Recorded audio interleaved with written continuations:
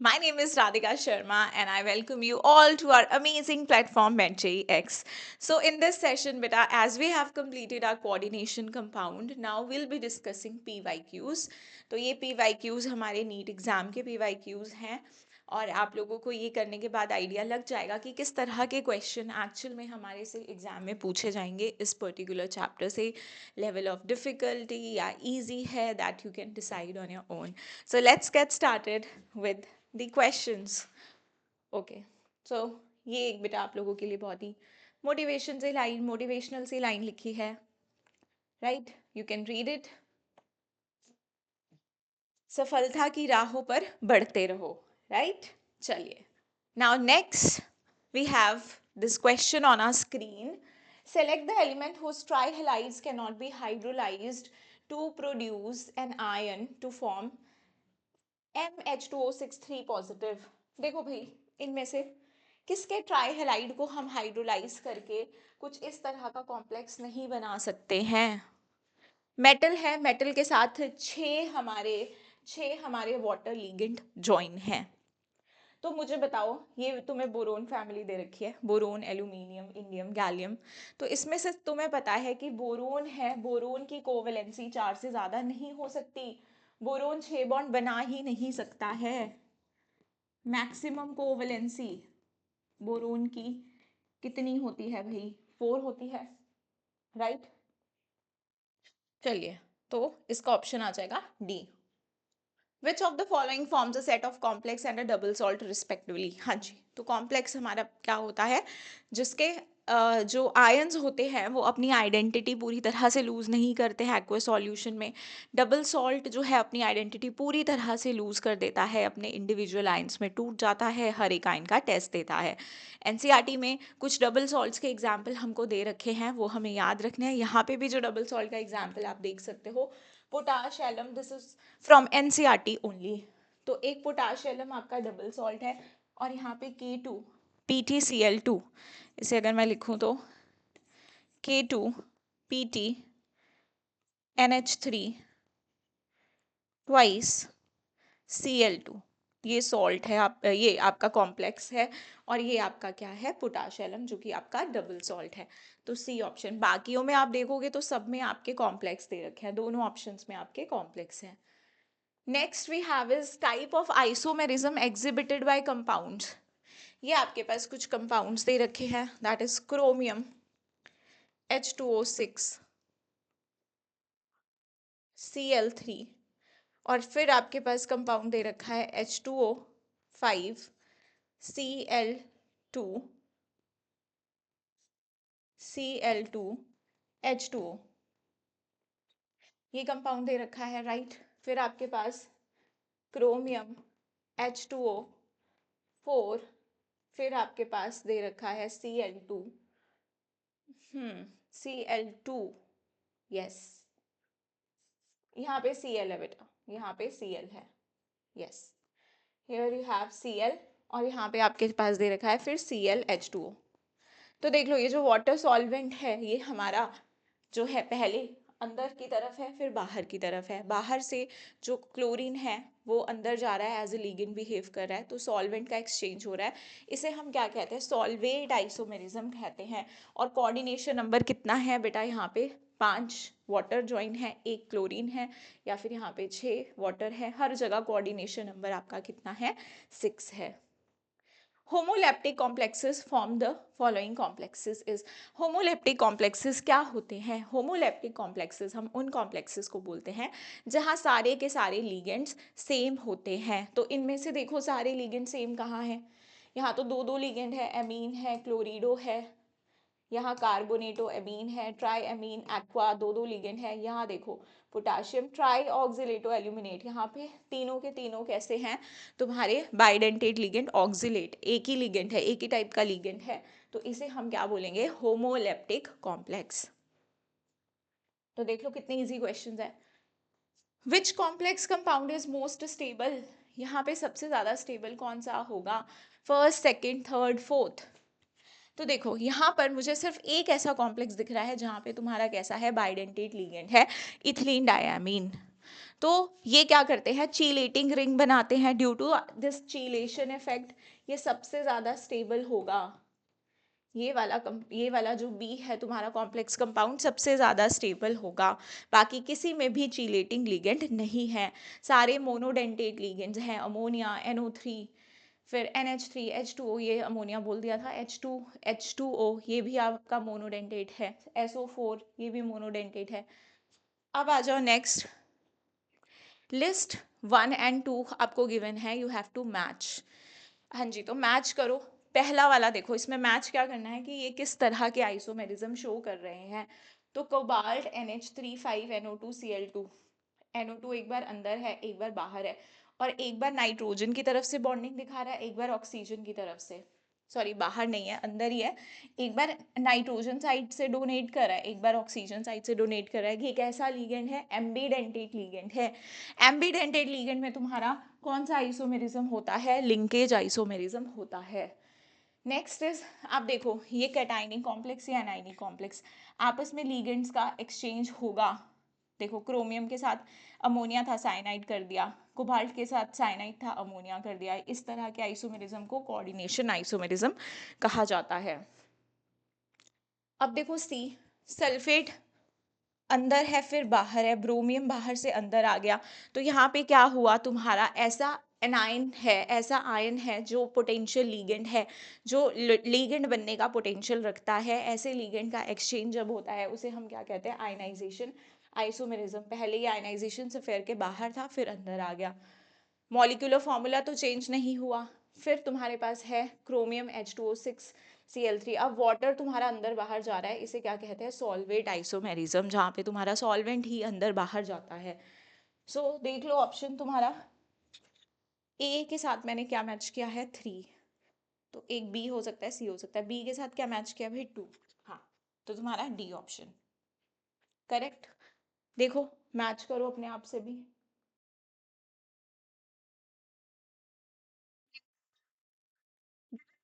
Two statements. One is labeled as assertion and the other is labeled as reason.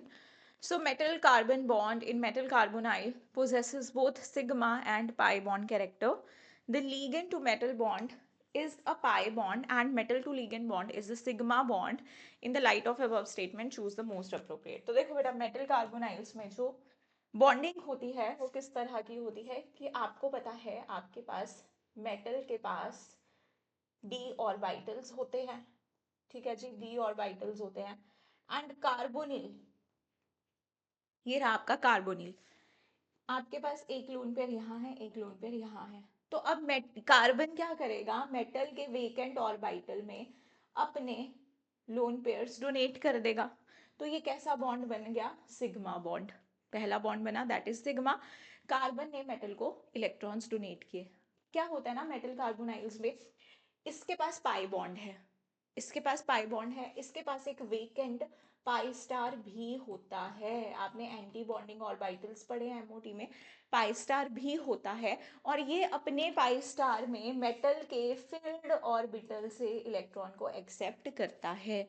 Metal के पास electrons होते हैं देने के लिए, तो अगर आपके मेटल के पास इलेक्ट्रॉन्स होते हैं, वो क्या करेगा, इसे डोनेट करेगा। कहाँ कर रहा है, पाई स्टार में। और ये दूसरा बॉन्ड बन रहा है कैसे, साइड वाइज ओवरलैपिंग से बन रहा है, तो आप इसको क्या बोलोगे, पाई बॉन्ड। बैक बॉन्डिंग हो रही है एक तरह की, डी से किस में जा रहे हैं, इसके वेकेंट पाई ऑर्बिटल में, पी ऑर्बिटल में जा रहे हैं ये, तो डी पाई पी पाई टाइप की बॉन्डिंग हो रही है, बैक बॉन्डिंग। तो आप देखो ये पाई बॉन्ड बन रहा है यहाँ पर, ठीक है। तो मेटल जो है वो इसे इलेक्ट्रॉन ट्रांसफर कर रहा है थ्रू पाई बॉन्ड। यहाँ पे क्या लिखता है, metal carbonyl bond, metal carbon bond in metal carbonyl possesses both sigma and pi, बिल्कुल सही बात है। फिर कह रहा है आपसे कि the ligand to metal, ligand to metal bond is pi, ligand to metal, ligand to metal तो पाई बॉन्ड बन ही नहीं रहा, ये तो मेटल टू लीगेंड तुम्हारा पाई बॉन्ड बन रहा है। तो ये स्टेटमेंट कैसी हो गई, wrong. So we can say that A is correct but R is not correct, so D option is correct. Now next, इसका आयुपैक नेम लिखो बेटा, इस कॉम्प्लेक्स का आयुपैक नेम। अब आपको पता है पहले हम लिखते हैं कैटाइन फिर हम लिखते हैं एनाइन, तो ये है तुम्हारा कैटाइनिक कॉम्प्लेक्स, ये है तुम्हारा अनाइनिक कॉम्प्लेक्स। एक्स पे मैंने एजी पे मैंने मान लिया एक्स चार्ज है, वाटर पे 0 होता है, अगले वाले एजी पे एक्स, साइनाइड पे 2, तो 2 साइनाइड है -2 इक्वल्स टू 0। तो यहाँ से क्या आ जाएगा 2x इज इक्वल टू -2। एक एवरेज ऑक्सीडेशन स्टेट आ गई मेरे पास, that is 2x is equal to, ये जाके +2 हो गया, x इज इक्वल टू 1।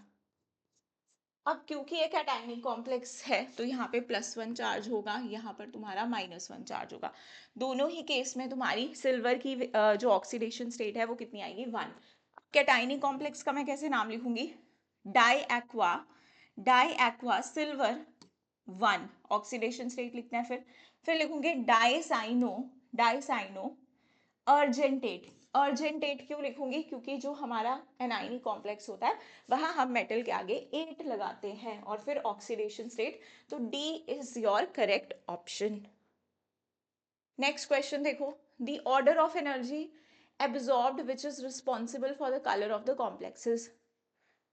किस एनर्जी, कहाँ पे ज्यादा एनर्जी एब्जॉर्ब होगी, तो देखो पहला है तुम्हारा कॉम्प्लेक्स जहाँ पे 2 मोनोडेंटेट है, 2 तुम्हारे बाइडेंटेट हैं, यहाँ पे 4 मोनोडेंटेट है, 1 तुम्हारा बाइडेंटेट है, यहाँ पे 3 तुम्हारे कैसे हैं बाइडेंटेट लिगेंड है। तो जितने ज्यादा बाइडेंटेट लिगेंड, यहाँ पर अगर मैं बात करूं EN, अगर मैं तुमसे बात करूं EN वाटर और अमोनिया नहीं है, बस EN और वाटर है, तो EN एंड वाटर में से स्ट्रॉन्ग फील्ड लिगेंड है EN इथिलीन डायमीन। तो जितना ज्यादा तुम्हारा लिगेंड स्ट्रॉन्ग फील्ड लिगेंड होता है उतनी ज्यादा वो स्प्लिटिंग करवाएगा, जितना ज्यादा गैप होगा, जितना ज्यादा स्प्लिटिंग का गैप होगा उतनी ही ज्यादा एनर्जी एब्जॉर्ब होगी। तो सबसे ज्यादा सी में, फिर तुम्हारे पास आएगा ए क्योंकि उसमें 2 हैं, फिर आएगा बी, CAB। तो C option is the correct option. Now next, ethylene diamine ion is unidentate ligand, bidentate, tridentate, और ये हेक्सा H है, हेक्साडेंटेट लिगेंड। तो हेक्साडेंटेट लिगेंड होता है बिल्कुल ethylene diamine is your bidentate ligand.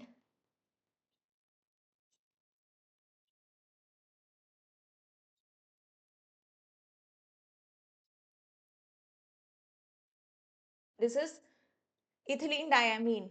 Ethylene diamine जो होगा आपका, यहाँ पे आप देखोगे 2 डोनर साइट होंगी आपकी, एक ऑक्सीजन से एक नाइट्रोजन से डोनेट करेगा, तो इस तरह से नाइट्रोजन 3 बॉन्ड बनाएगा, CH2 COO negative, CH2 COO negative, NH2 COO negative, CH2 COO negative.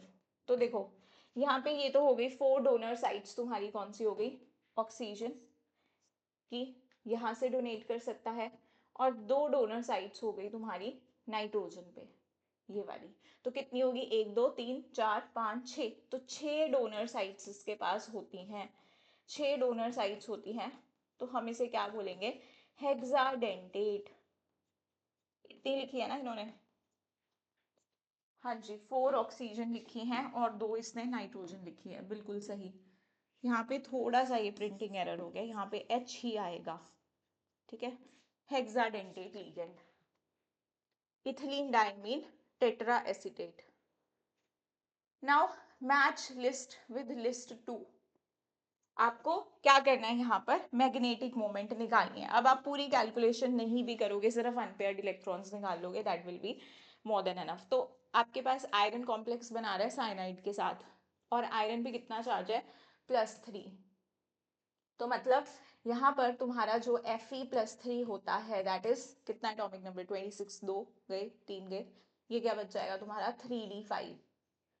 3d5, अब जब आप यहाँ पर कॉन्फ़िगरेशन लिखोगे तो यहाँ पेयरिंग हो जाएगी, पेयरिंग हो जाएगी तो 5 में से 4 पेयर बना लेंगे, एक अनपेयर्ड बचेगा, तो 1 अनपेयर्ड, एक अनपेयर्ड है तो उसकी वजह से मैग्नेटिक मोमेंट आ जाएगी तुम्हारी 1.73, 1 पॉइंट समथिंग आएगी।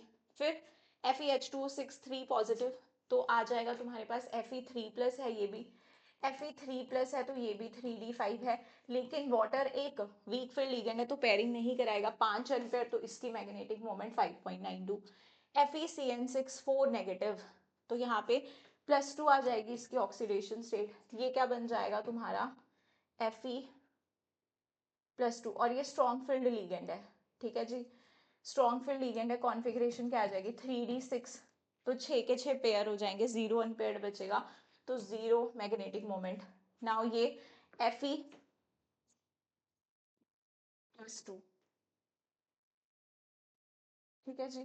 तो यहाँ पे क्योंकि ये वीक फील्ड लिगेंड है, वाटर एक वीक फील्ड लिगेंड है, तो Fe2+, अब तुम देखो 3d6, तो तुम्हारे पास कितने अनपेयर्ड बच जाएंगे, 5, 1 2 3 4 5 6, सॉरी 4, तो 4 पॉइंट समथिंग आ जाएगी तुम्हारी मैग्नेटिक मोमेंट। तो मैच कर लो, ए का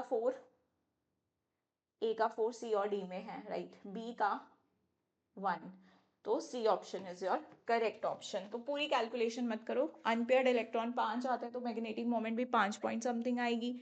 यहाँ पे जितने अनपेयर्ड इलेक्ट्रॉन होते हैं उतना पॉइंट समथिंग तुम्हारी मैग्नेटिक मोमेंट आती है। अब चलो next, which of the following is correct order of increasing field strength of ligand to form coordination compound? तो ये एक तरह से तुम्हें स्पेक्ट्रोकेमिकल सीरीज का ऑर्डर याद होना चाहिए, इसके लिए तो मैं यहाँ पे लिख देती हूँ।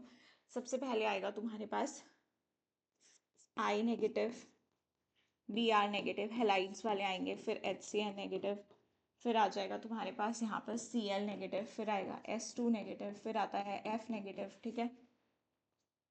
उसके बाद आता है OH नेगेटिव, फिर आता है तुम्हारे पास ऑक्सिलेटो, फिर आता है तुम्हारे पास वाटर, वाटर के बाद आता है तुम्हारे पास NCS नेगेटिव, फिर आता है तुम्हारे पास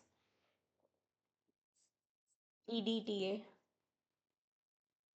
फिर आता है अमोनिया, फिर आता है इथिलीन डायमीन, फिर आता है साइनाइड, फिर आता है CO। ये होती है तुम्हारी स्पेक्ट्रोकेमिकल सीरीज।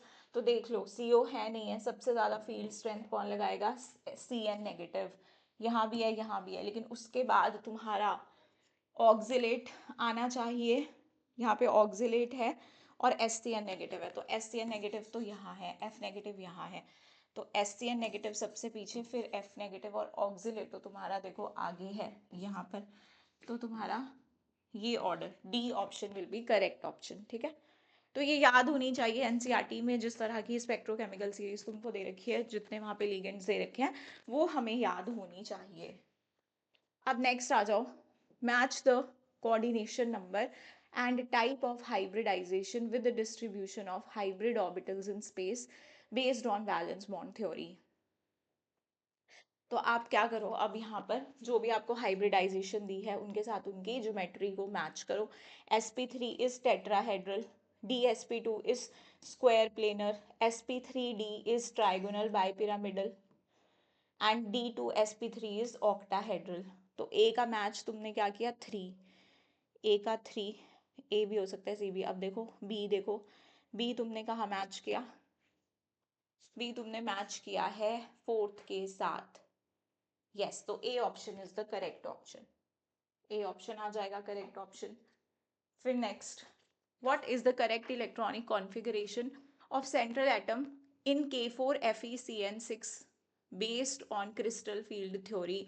तो देखो यहाँ पर तुम निकालो पहले ऑक्सीडेशन स्टेट, कितनी आ जाएगी +2 आ गई, तो ये क्या बन जाएगा तुम्हारा 3d6, ठीक है। 26 होता है ना आयरन, मैंने बोला है 6 को भर दिया करो डी में, पीछे वाले नंबर को, आगे वाले को, 2 चले गए 3d6।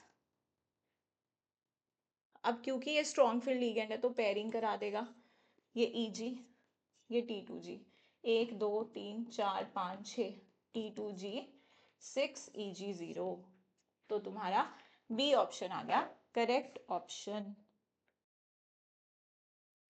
Next question, iron carbonyl FeCO5 is tetranuclear, mononuclear, dinuclear, trinuclear? Now that this question that is based on number of metals, आपके पास FeCO5 एक ही मेटल है, सो दिस इज मोनोन्यूक्लियर, जहां पर जैसे कोबाल्ट CO2 CO8, यहाँ पे आपके 2 metal atom हैं, सो इसे बोलेंगे हम डाई न्यूक्लियर।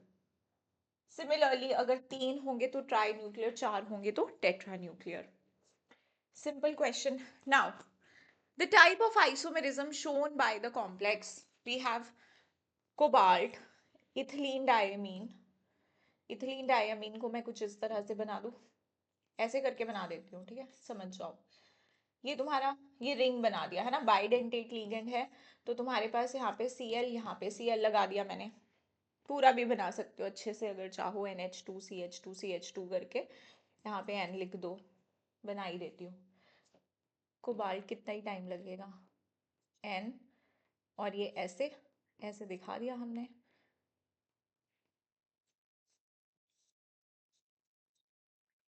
इस तरह से यहाँ पे लगा दिया Cl, यहाँ पे Cl, ये दोनों आपस में कैसे हो गए 180 डिग्री पे, ट्रांसपोजिशन पे।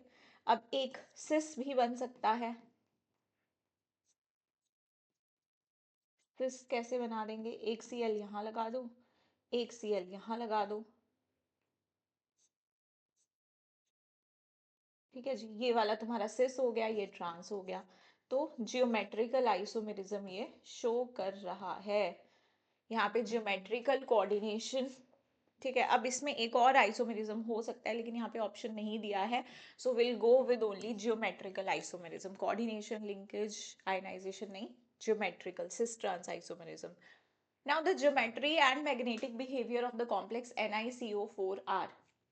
तो NiCO4 वाला केस बेटा मैंने आपको जब NCERT सीरीज करवाई थी तब भी करवाया था, मैंने बोला निकल पे, निकल की ऑक्सीडेशन स्टेट यहाँ पे 0 है, निकल is 28, so this is 3D8 4s2।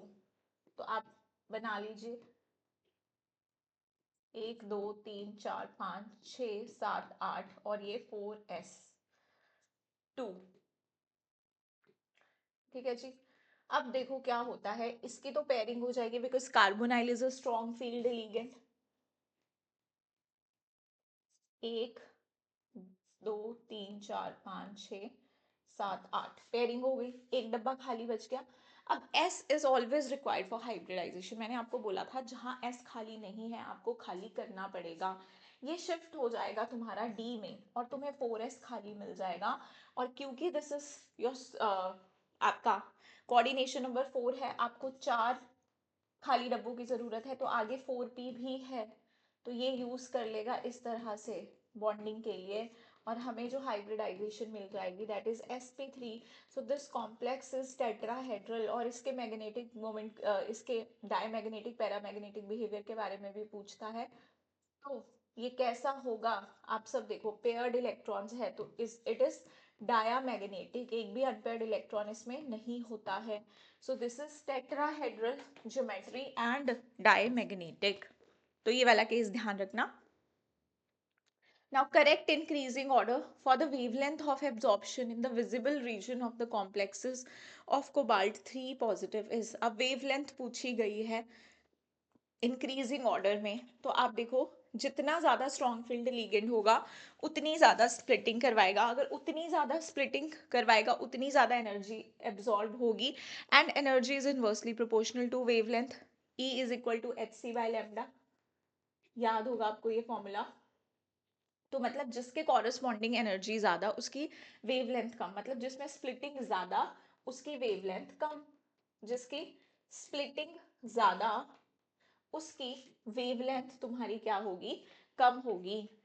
तो सबसे कम वेवलेंथ होगी इसकी, क्योंकि इसमें कैसा है strong field ligand, water ammonia से ज्यादा स्ट्रॉन्ग फील्ड है अमोनिया, तो इसकी वेवलेंथ कम होगी, सबसे ज्यादा वाटर वाले की होगी, तो D option is the correct option.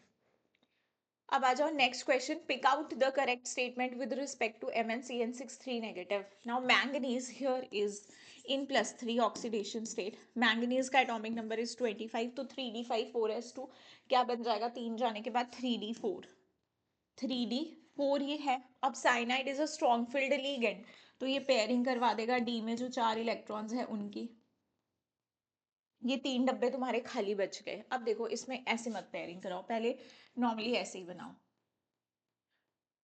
1 2 3 4, 4 बना दिए मैंने। अब देखो ये कैसा कॉम्प्लेक्स है, दिस इज ऑक्टाहेड्रल कॉम्प्लेक्स, तो इनर ऑर्बिटल भी हो सकता है आउटर ऑर्बिटल भी हो सकता है। अब तुम्हें पता है इनर ऑर्बिटल होने के लिए इसको डी के 2 डब्बे रिक्वायर्ड हैं, D2sp3 बनाने के लिए इसको डी के 2 डब्बे रिक्वायर्ड होते हैं, आगे 4s 4p तो खाली पड़ा है। अब एक डब्बा नहीं चाहिए, तो ये सारी पेयरिंग नहीं करवाता है, ये सारी पेयरिंग नहीं कराता है। बहुत इंपॉर्टेंट एग्जाम्पल है ये, जब मैंने आपको एनसीईआरटी पढ़ाई थी मैंने तब भी बोला था इस एग्जाम्पल के बारे में। स्पेशली उन्होंने लिखा था उस पैराग्राफ में कि इसमें 2 अनपेयर्ड इलेक्ट्रॉन होते हैं, तो इसकी ज्योमेट्री कुछ इस तरह की आती है। स्पेशली ये वाले केसेस आपको ध्यान में रखने पड़ेंगे। पेयरिंग भी आप उतनी करवाओगे जितने डब्बों की आपको रिक्वायरमेंट होगी। तो यहाँ से तुमने तो दो डब्बे ले लिए, यहाँ से एस, यहाँ से तुमने 3 पी के ले लिए। D2sp3 टाइप का कॉम्प्लेक्स ये बनाता है। ये भी हमारी एनसीईआरटी में बेटा दे रखा है कॉम्प्लेक्स, वेरी वेरी इंपॉर्टेंट। तो तुम्हारे पास क्या हो जाएगा, D2sp3 hybridized and octahedral. Now next, the correct order of the stoichiometry of AgCl formed when AgNO3 in axis is treated with the complexes. तो वर्नर थ्योरी वाला क्वेश्चन है ये हमारा।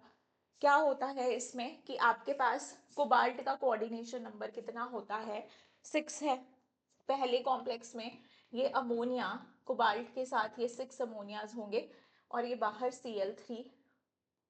दूसरे कॉम्प्लेक्स में यू हैव 5 अमोनियाज, एक Cl अंदर होगा, एक Cl बाहर। तीसरे वाले में तुम्हारे पास 4 अमोनियाज होंगे और 2 Cl अंदर, 2 Cl इधर बाहर बचे थे, इधर एक Cl है ना। तो आपको पता है ये जब टूटेगा तो ये कैसे आयंस देगा, cobalt NH3 6 positive plus 3 Cl negative, तो 3 Cl नेगेटिव यहाँ से 2 मिलेंगे। फिर जब ट्रीटमेंट करोगे AgNO3 के साथ तो तुम्हें यहाँ से 3 मोल AgCl मिलेगा, राइट। यहाँ से तुमको 2 मोल AgCl मिलेगा, यहाँ से तुमको 1 मोल AgCl मिलेगा। तो तुम्हारा राइट ऑप्शन है पहले वाले में ये 3 मोल, फिर 2, फिर 1, तो D option is the correct option. ठीक है जी। अब next, which of the following complex ions is not diamagnetic. कौन इनमें से डायामैग्नेटिक नहीं होगा। तो डायामैग्नेटिक वो नहीं होगा जिसके पास अनपेयर्ड इलेक्ट्रॉन होंगे, वो पैरामैग्नेटिक होगा। स्कैंडियम के ऑक्सीडेशन स्टेट यहाँ +3, स्कैंडियम होता क्या है भाई 21, तो 3d2 4s, तो 3d1 4s2, तो तुम्हारे 0 इलेक्ट्रॉन बचे इसके पास, तो +3 निकाल दिए। टाइटेनियम +4, इसके पास भी 0। क्रोमियम +3 में कितना होगा 3d3, मतलब इसके पास 3 अनपेयर्ड इलेक्ट्रॉन्स हैं, तो ये डायमैग्नेटिक नहीं हो सकता। Zinc +2 3d, zinc is 3d10 4s2, 2 गए, d10 फुली फिल्ड है, कोई अनपेयर्ड इलेक्ट्रॉन नहीं है। तो ऑप्शन है तुम्हारा क्रोमियम NH3 6 3 पॉजिटिव, क्योंकि यहाँ पर तुम्हारे अनपेयर्ड इलेक्ट्रॉन्स हैं। For the tetrahedral complex MnBr4 2 negative, the spin only magnetic moment value will be. तो मैंगनीज की ऑक्सीडेशन स्टेट यहाँ क्या है +2। Bromine is a weak field ligand, ये हो जाएगी तुम्हारी 3d5। 3d5 देखो मैंने तुम्हें सिंपली बोला होता है 3d5 4s2, ये कॉन्फ़िगरेशन 2 चले गए तो 3d5 बच गया। अब 3d5 के लिए मैग्नेटिक मोमेंट 5 पॉइंट समथिंग आएगी ऑब्वियसली, जब तुम ये फॉर्मूला लगा भी दोगे √n n+2, तो कितने अनपेयर्ड इलेक्ट्रॉन है तुम्हारे 5 5 + 2, इसे सॉल्व करोगे तो तुम्हारे पास √5.9 ही आएगा। तो इससे अच्छा सिंपली जितने अनपेयर्ड इलेक्ट्रॉन होते हैं उसी के डेसिमल वैल्यू कुछ आती है 5 पॉइंट समथिंग, अगर 4 है तो 4 पॉइंट समथिंग। अब है the electronic distribution in DN coordination complexes depends on magnitude of crystal field splitting, delta naught and pairing, the condition which favors formation of high spin complexes. high spin यानी कि pairing नहीं होगी, spin ज़्यादा होगी, तो हमारे पास अगर gap कम होगा तभी तो, मान लो तुम्हारे पास D4 कॉन्फ़िगरेशन है, गैप कम है तो चौथा इधर चला जाएगा, 4 अनपेयर्ड इलेक्ट्रॉन होंगे। लेकिन अगर गैप ज्यादा है, पेयरिंग एनर्जी कम है, तब क्या होगा, तुम यहाँ भर दोगे 4 इलेक्ट्रॉन। अब देखो 2 अनपेयर्ड इलेक्ट्रॉन की वैल्यू 2 पॉइंट समथिंग आएगी, यहाँ 4 पॉइंट समथिंग आएगी। तो हाई स्पिन कॉम्प्लेक्सेस तुम्हारे कैसे होते हैं, वीक फील्ड लिगेंड के प्रेजेंस में बनते हैं। उनके लिए क्या होता है कि पेयरिंग एनर्जी की वैल्यू ज्यादा होती है स्प्लिटिंग एनर्जी से। तो पेयरिंग एनर्जी जहाँ ज्यादा होगी और स्प्लिटिंग कम होगी तो वहां पे फेवर करेंगे हाई स्पिन कॉम्प्लेक्स। ये गैप जितना छोटा उतना ऊपर जाना आसान, ये गैप जितना बड़ा उतना ऊपर जाना मुश्किल, पेयरिंग करना आसान, ऐसे याद रख लो। Now the Cobalt H2O6 plus ion has 3 unpaired electrons. The hybridization of cobalt in CO H2O6 plus, क्या hybridization निकलेगी भाई? कोबाल्ट होता है तुम्हारा 27 3d7 4s2, 2 इलेक्ट्रॉन यहाँ से चले गए क्योंकि कोबाल्ट की ऑक्सीडेशन स्टेट यहाँ +2 है, +2 है तो क्या कॉन्फ़िगरेशन हो गई 3d7। तो अगर मैं 3d7 ड्रॉ कर दूँ, 1 2 3 4 5 6 7, 3 अनपेयर्ड इलेक्ट्रॉन, और इसने लिखा भी है हैज 3 अनपेयर्ड इलेक्ट्रॉन्स।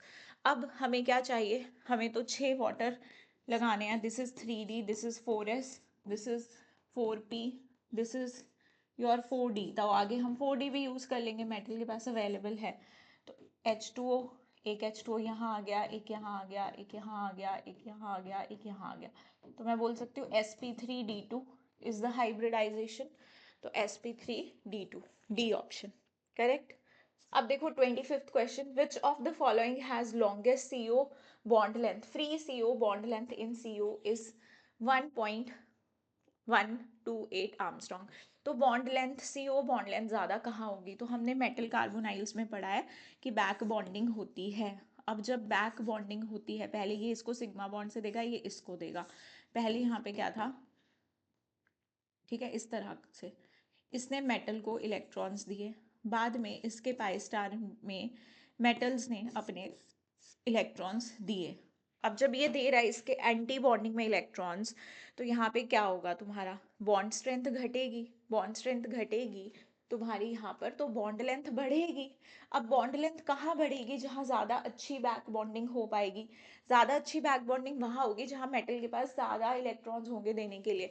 तो यहाँ पर तुम देखो, यहाँ पे तो मैंगनीज पे प्लस चार्ज है, यहाँ पे 0, कोबाल्ट पे तुम्हारा कितना आ जाएगा, माइनस चार्ज, यहाँ -2। तो जितना ज़्यादा मेटल के ऊपर हमारे पास, जितने इलेक्ट्रॉन्स मेटल के पास अवेलेबल होंगे देने को, जितने ज़्यादा उसके पास इलेक्ट्रॉन्स होंगे, उतना वो ज़्यादा अच्छा बैक बॉन्डिंग करेगा। तो डी ऑप्शन इसका करेक्ट आंसर होगा। ठीक है, इज दैट क्लियर? ओके, हाँ, तो हमारे क्वेश्चंस यहीं पे एंड हो गए। And now I would request you to do these questions on your own, and similarly ऐसे questions practice करो, NCERT के back exercises के question practice करो, यहीं से exam में तुम्हें question आएगा, कहीं बाहर से नहीं आएगा। सो PYQ सेशन में हमने जितना डिस्कस किया है, इन क्वेश्चंस को प्लीज़ अच्छे से प्रैक्टिस कर लेना। और अब क्वेश्चन देखने के बाद तुम्हें समझ में आ गया होगा, इतना डिफिकल्ट क्वेश्चन नहीं पूछा जाएगा। It's all about how much you retain. I always say NEET exam is always about how much you can retain at the time of exam. आपको कितना याद रहती हैं चीज़ें। पेपर सिंपल होता है, but it's just that I understand there are lot of things you have to study. तो हम लोग इतना सारा रिवीजन, ये सब प्रेशर, स्ट्रेस, ये सब की वजह से मार्क्स कम आते हैं। अदरवाइज अगर तुम बहुत ठंडे दिमाग से प्रेपरेशन करो, टाइम टू टाइम रिवीजन कर लो, NCERT अच्छे से पढ़ लो, you will score very good marks. Thank you so much for watching the session.